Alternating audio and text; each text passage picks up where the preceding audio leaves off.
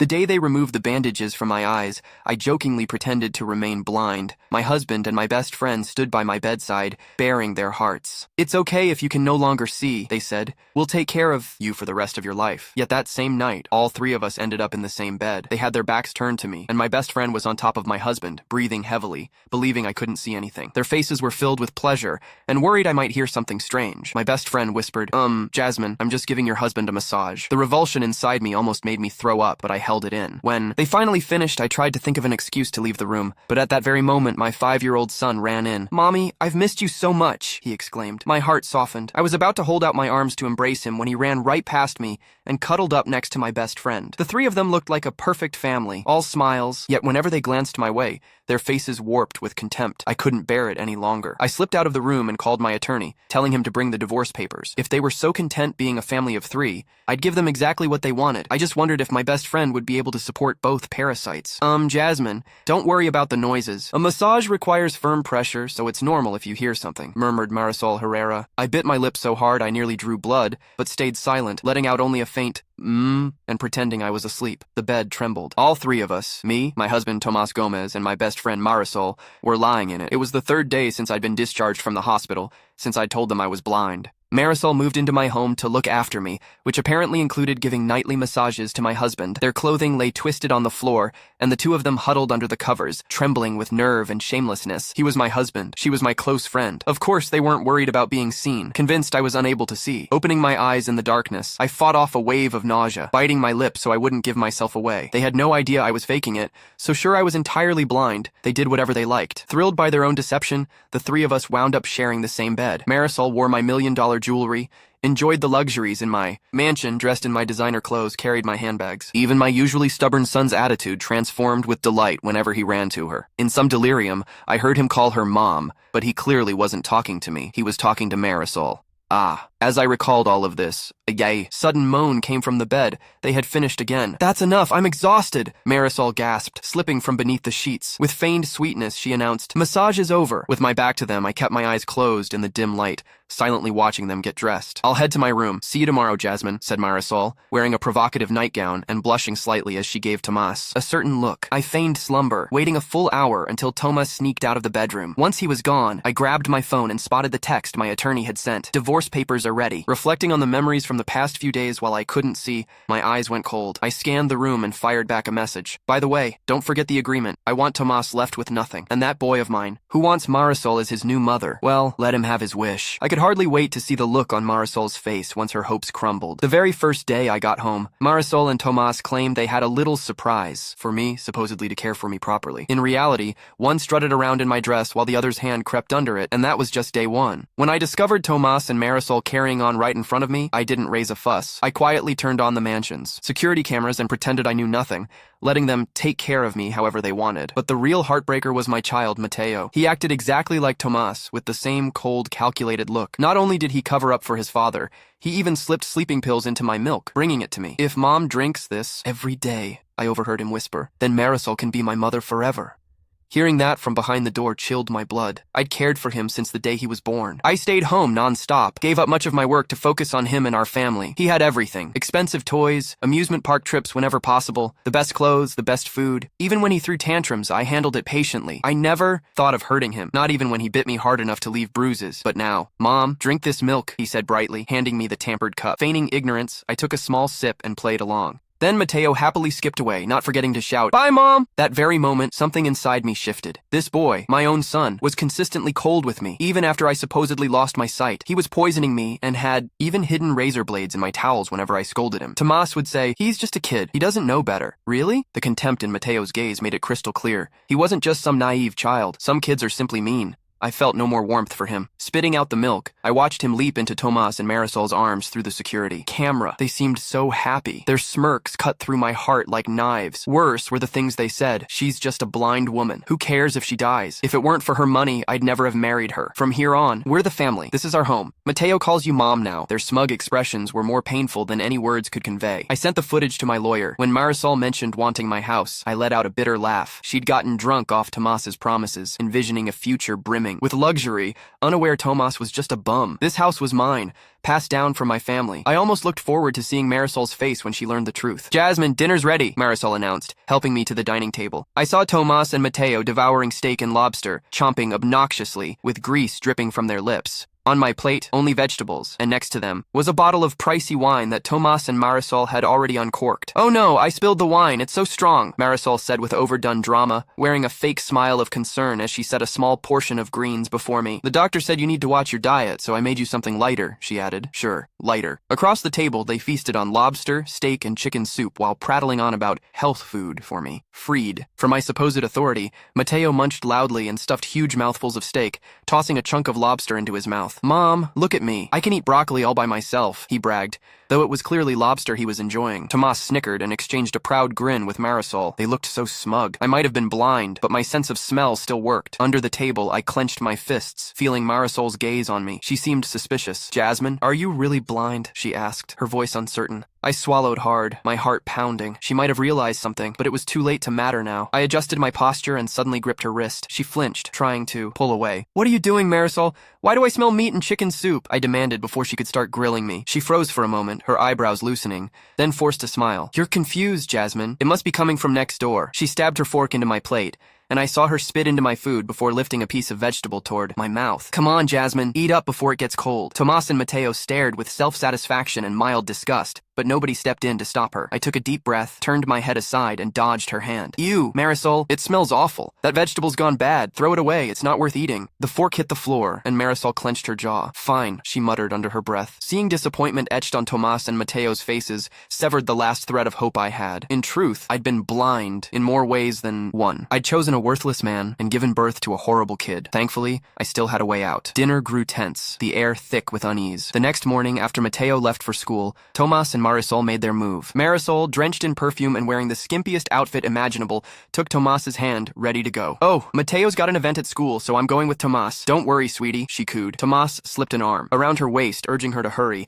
or they'd be late, smiling so ridiculously it hurt to watch. Without even waiting for me to respond, they left. Once they were gone, I got up from the couch and stepped on the clothes Marisol had tossed on the floor. My mind racing, I fired off a text and stood by the door. I couldn't stand it anymore. This was the day I'd evict all three of them from my mansion forever. Just minutes later, someone knocked. A group of men arrived, followed by my attorney. I couldn't hide a grin. I motioned them in. "Take every single thing out of the second-floor bedroom, the kids' room, the closet, anything that belongs to that man or that boy. Throw it out, and make sure not to miss the guest room. I want it all gone. Keep only valuables if they stole them from me. The rest, toss." The racket of furniture being hauled away resounded through the house, while I stood with my arms crossed, issuing one final command. "I need a new lock. Don't let those three back in." The sounds of shifting furnishings filled the mansion as I gazed on, a mix of satisfaction and sorrow, each item removed reminding me of the betrayal I'd endured. Suddenly, I heard the doorbell ring. My heart skipped. Could they have returned so soon? Approaching the window carefully, I saw it was my neighbor, Mrs. Rosa. She was in her 70s, hair pinned back so tightly it tugged her face, always poking her nose into others' affairs. "Jasmine, sweetie, what's going on? Why are they hauling away your stuff?" she hollered from the garden. I inhaled deeply. Time to sow the seeds of my vengeance. "Oh, Mrs. Rosa, I'm just remodeling, adapting the place for my new condition," I replied, feigning a little stumble as I moved closer. Mrs. Rosa's face contorted in an over-the-top display of pity that almost made me laugh. "Poor dear, how do you manage on your own? Where's your hubby?" A surge of bile rose in my throat, if she only knew. "Tomas and Marisol took my son to a school event. They're being so helpful," I said with a forced sweet smile.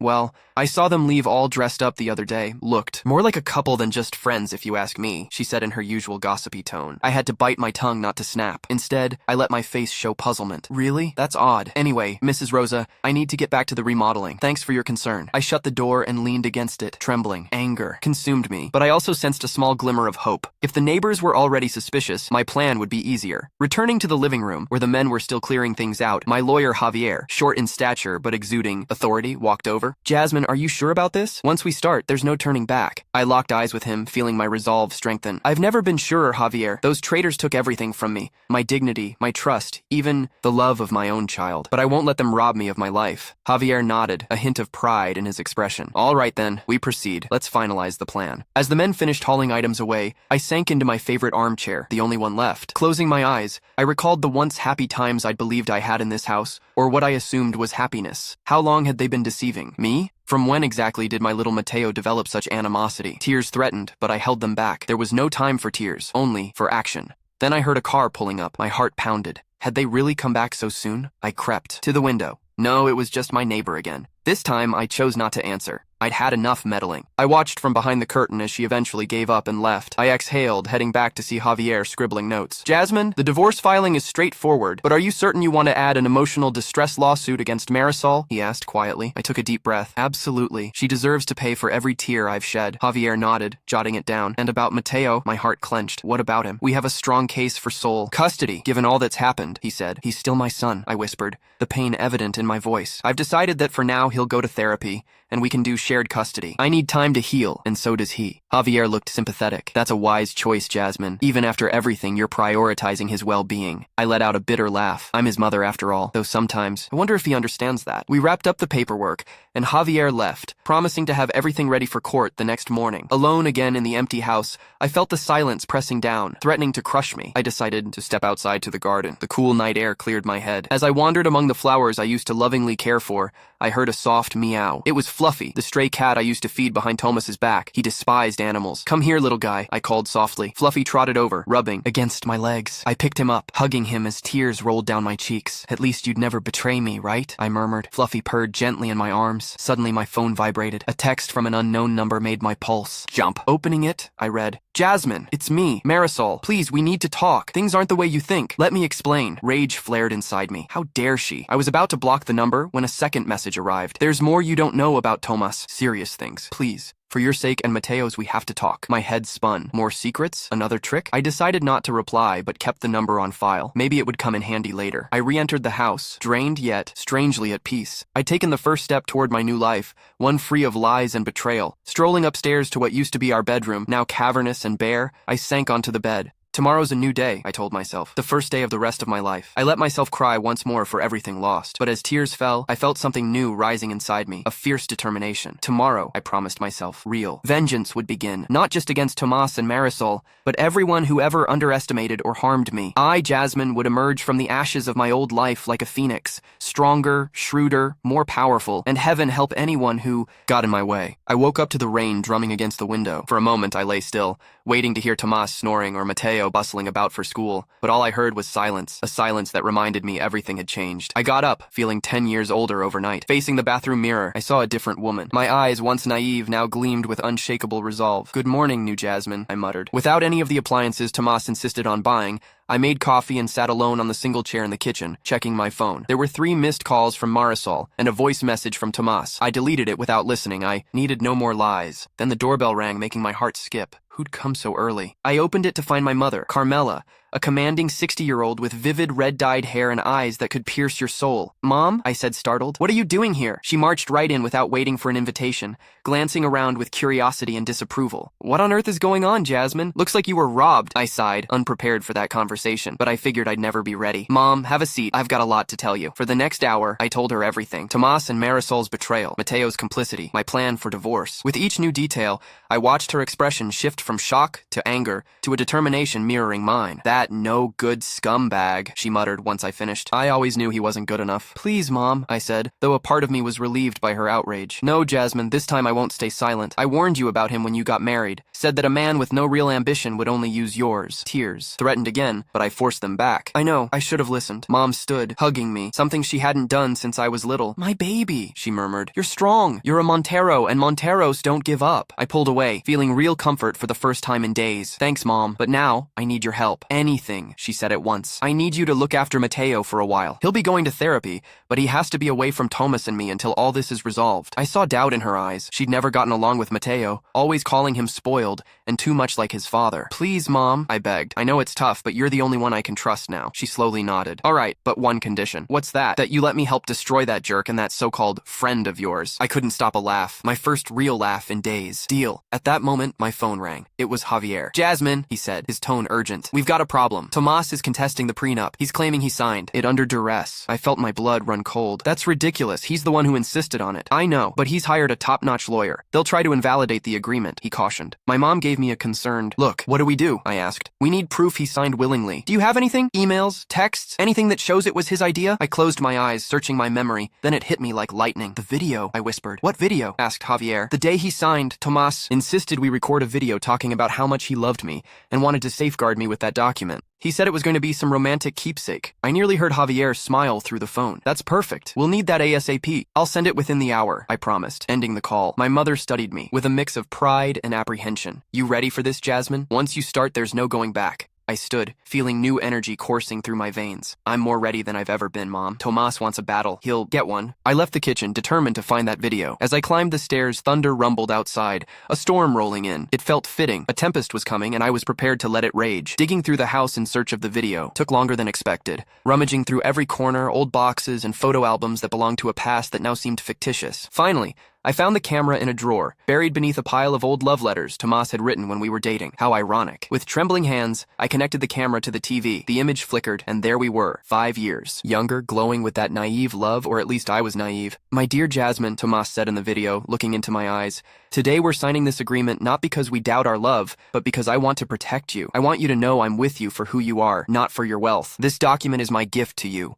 My promise that our love is stronger than any legal paper. Nausea churned my stomach. How could I have been so blind? Every word, every gesture, all lies from the start. The bastard, I muttered under my breath. Just then, my phone buzzed. A text from an unknown number. Jasmine, it's me, Marisol. Please, we have to talk. There's more to Tomas than you realize. Dangerous things. For your sake and Mateo's, we need to speak. My first instinct was to ignore her, but something in her tone intrigued me. What else could there be that I didn't know? I phoned Javier and sent him a copy of the video. Then, against my better judgment, I agreed to meet Marisol. The cafe was nearly empty when I arrived. Marisol sat in a corner, looking worn out and jittery. The moment she saw me, tears welled in her eyes. Jasmine, spare me the apologies, I said, sitting down. Start talking. She inhaled sharply and pulled an envelope from her purse. First of all, please, believe me, this went too far. I never meant for it to end up like this. Oh, you mean lying in my bed with my husband? I snapped. It's worse than that, she whispered, sliding the envelope toward me. My heart pounded as I opened it. Inside were photographs and documents. With each page, my world came crashing down. The pictures showed Tomas meeting dangerous-looking men, exchanging briefcases. The papers were financial statements from foreign accounts in Tomas's name, containing eye-popping amounts. What is this? I demanded, though I already knew. Tomas is involved in illegal operations, Marisol murmured, barely audible. Money laundering, bribery. He's been using your company as cover. I could barely breathe. And, you knew? For how long? Marisol lowered her gaze. About a year. He threatened me, Jasmine. Told me if I didn't help him, he'd reveal everything to you.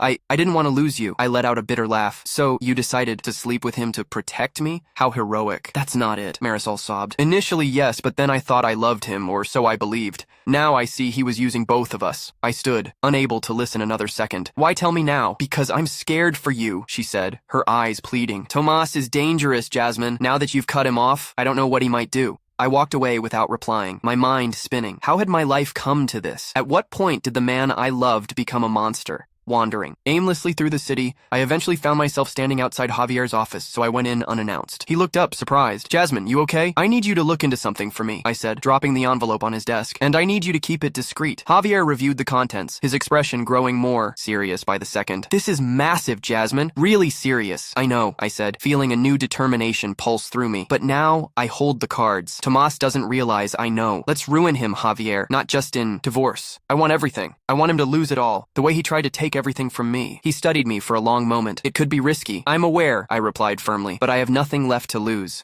Leaving Javier's office, I felt something inside me die. The naive, trusting Jasmine was gone. In her place stood a woman ready to do whatever it took to get justice. The coming storm no longer frightened me. Now, I was the storm. The following days were a blur of frantic activity. Secret meetings with Javier, phone calls to trusted contacts, long nights drafting and refining every detail. I barely had time to process it all emotionally. Then one morning, as I pored over some papers in the kitchen, the doorbell rang. My heart lurched. I opened it to find Mateo, my son, standing there. Mom, he whispered. For a moment, we just stared at each other. He'd grown so much in such a short span, but those eyes, they were still my little boy's eyes. What are you doing here, Mateo? I asked, my voice harsher than intended. I needed to see you, he answered, wringing his hands. Grandma told me everything. Pain shot through my chest. I never wanted him to learn about the worst parts of it. Come inside, I said finally. We sat in the empty living room, silence heavy between us. I'm sorry, Mom, he blurted, tears slipping down his cheeks. I'm so sorry. I had no idea. I wanted to hold him, console him, the way I used to, but a part of me still hurt, still felt betrayed. What didn't you know, Mateo? I asked, my voice trembling slightly. Dad said you wanted to leave us, that you didn't love us, he sniffled. He said we had to give you sleeping stuff so you wouldn't abandon us. I didn't want to lose you. The shards of my heart cracked further. Tomas hadn't just betrayed me. He manipulated our son, poisoning him against me. Oh, Mateo, I whispered, giving in at last and pulling him into a hug. I would never leave you. You're my baby, my life. We clung to each other, both crying, starting the slow process of healing.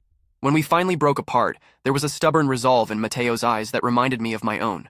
What are you going to do, Mom? He asked. I paused, deciding to be honest. I'm going to fight Mateo. For me, for you, for everything your father tried to take. He nodded, his face grim. I want to help. No, honey, that's something I have to handle alone. But Mom, he insisted, I was part of this too. I want to make things right. I gazed at him, seeing not the small boy he had been, but the young man he was becoming. All right, I said softly, but promise me you'll be careful. I promise, he said, hugging me again. That evening, once Mateo left with my mother, my phone rang. It was Javier. Jasmine, he said in a clipped tone, we found Tomas's offshore accounts. And there's more, much more. My skin prickled. What do you mean? Tomas wasn't just laundering money. He's been siphoning funds from your own company, Jasmine, and we're talking millions. I felt the room spin. How? Did I miss that? How? You believed in him, and he was extremely adept at covering his tracks, Javier said gently. But we have everything we need to bring him down. What's next? I asked, adrenaline jolting through me. We need to act quickly. Tomorrow we file a formal complaint with the prosecutor's office. But first, there's something I need you to do. Name it, I said without hesitation. I need you to meet with Tomas. Make him think you're open to reconciliation. What? Why? I demanded in disbelief. We need him to relax his guard. If he suspects anything, he'll move all the money and vanish. I inhaled, thinking of the consequences. I had to face the man who had shattered my life, pretend there was still hope for us. I'll do it, I finally agreed. Be careful, Jasmine, Javier warned. Remember, Tomas is dangerous. After hanging up, I stared through the window into the darkening city. Tomorrow would be the day I'd finally reclaim control of my life. As I got ready for bed, my phone buzzed again. An unknown number. The truth will come out. You're playing with fire, Jasmine. Watch you don't get burned. A shiver ran down my spine. The war was about to start, and I was at the heart of the battlefield. Dawn arrived. I lay awake, eyes on the ceiling, unable to sleep all night, as I mentally rehearsed the plan. Today was the day. I dressed carefully in a black suit that made me feel powerful. While applying my makeup, I studied the woman in the mirror, unrecognizable from who I once was. Stronger, tougher, ready to fight. My phone rang. It was Javier. You set? He asked. No small talk. Born ready, I replied, surprised by the steel in my own voice. Remember, Jasmine, keep calm. Don't let Tomas suspect anything. I drew a long breath. I know. Don't worry. I can handle this. I left home with the weight of the world on my shoulders. The restaurant where I'd agreed to meet Tomas was only a few blocks away. Each step felt like it carried me to my destiny. I spotted him the second I walked in, sitting at our usual table with that charming smile that used to melt my heart, but now only turned my stomach. Jasmine, he said, standing to greet me with a kiss on the cheek. You look stunning. I sat down, forcing a polite smile. Thanks, Tomas. I'm glad you came, he said, eyes shining like he was hopeful. I know we've had a rough patch, but we can get past it together. I took a sip of water, stalling for time. You think so? I asked, trying to sound uncertain. Absolutely, he replied, placing his hand over mine. What we have is too special to throw away over a misunderstanding. I nearly exploded with rage. A misunderstanding was how he described years of lies and treachery, but I kept my cool. I had to stick to the plan. Before Tomas could continue, I saw Javier enter, flanked by two men in suits standing behind. Tomas. That was my cue. You're right, Tomas, I said, locking eyes with him. It's time to leave everything behind. His grin widened, triumphant. But before he could respond, Javier stepped forward. Tomas Gomez, he announced, voice firm. You're under arrest for fraud, embezzlement, and money laundering. I watched color drain from Tomas's face. Panic seized his expression, and he turned to me. Jasmine, what's going on? Rising slowly, I felt a calm I hadn't known for months. It's over, Tomas, I said quietly. Over for good. The lies, the cheating, all of it. I don't understand, he stuttered as the men cuffed him. How? I finished for him. Let's just say I'm not as blind as you thought. They dragged him away. Tomas shouted my name, alternating between threats and pleas, but I no longer listened. It was as though a massive weight had vanished from my shoulders. Exiting the restaurant, I felt half numb. The sun was blazing overhead. A brand new day. A brand new life. My phone pinged. It was a message from Mateo. Is everything okay, Mom? I smiled through tears welling in my eyes. Yes, sweetie. Everything's okay now. I strolled home, each step lighter than the last, knowing the road ahead wouldn't be simple. There'd be a court case, tough questions, painful moments, but for the first time in a long time, I felt hope. Arriving at the mansion, I found my mother and Mateo waiting at the door. How? I started to ask. Javier called, my mother explained, pulling me into a tight hug. We're so proud of you, my girl. Mateo joined the embrace, and for a moment we were together, maybe broken, but determined to heal. That night, sitting on the porch with a mug of tea, I reflected on everything that had happened. I'd lost so much, yes, but gained something priceless, too. I'd reclaimed my dignity, my strength, my voice. Gazing at the starry sky, I allowed myself to smile, really smile, for the first time in ages. The storm had finally passed, and I had survived. More than that, I'd won. Tomorrow would be a fresh day, and I was ready to live it fully, without fear or doubt, because now I knew the most important truth of all. I was stronger than I ever imagined, and with that strength, I could face anything life hurled my way.